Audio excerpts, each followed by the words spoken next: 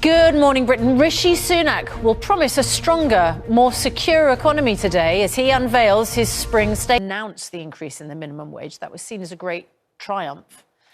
It now doesn't look like it's going to be nearly enough, even as a minute. Stop the national insurance rise. And we've been banging on out in order to help people get through that. We now face a cost of living crisis. In fact, we're already knee deep in it.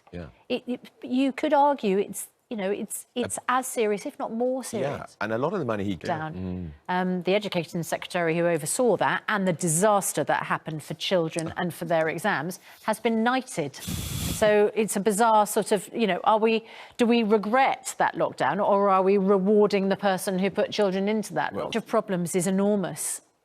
We spoke earlier about the fact that during the pandemic, the Chancellor did a huge pandemic, giveaway. It is also very complicated for people to fix themselves. Yeah. What are your sort of top tips for how to work out what's going to happen when the energy price cap, energy provider, I presume, what the best deal you can get with them is? Exactly. Was the president, Volodymyr Zelensky, he was this war hero? The man who enjoyed his garden. We talked about you growing vegetables. Lockdown was a very tough time, though, for the entertainment industry, wasn't it? For people, actually, it was okay for you. Obviously, it was devastating for.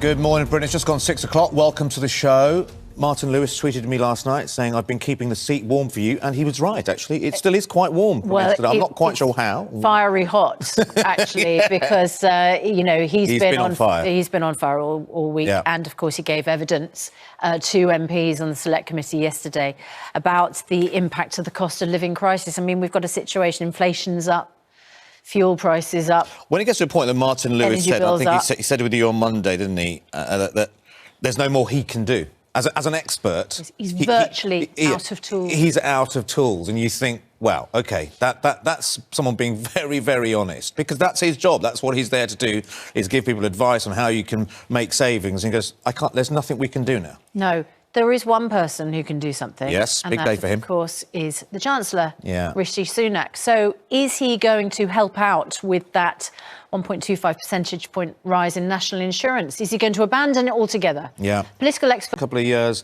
things like inheritance tax, various taxes have been paid. So he's got the money, which is our money. So he's got to make some very big decisions here. And I think quite morally right decisions. Yeah. Well, it is the big news this morning. He delivers his spring statement to the House of Commons around 12:30 as the country faces increasing pressure from those rising energy, fuel and food costs. Rishi Sunak is expected to promise a stronger, more secure economy and help families with the cost of living. Shortly, let's speak to Nithya Rajan, who is at... That's our main news this morning. We are going to discuss what you would like to hear from the Chancellor with the Daily Mail's Andrew Pearce, Kevin Maguire from the Mirror as well, because we have a huge number of people getting in touch with us about their situation. Here we go. Terry, I have a seriously disabled son. He's now 17. I'm his carer on £67.50 per week carer's allowance. I get PIP for him and some tax credits, but I don't have enough income to cover my energy bill. The fuel discount is minimal. I used to pay £133 a month. £480 is the quote to fix now. The standard variable itself is £248. I'm in a position where I have to heat one bedroom, his. My house is getting mouldy. My son can't walk, talk or feed himself. He can't self-regulate his body heat.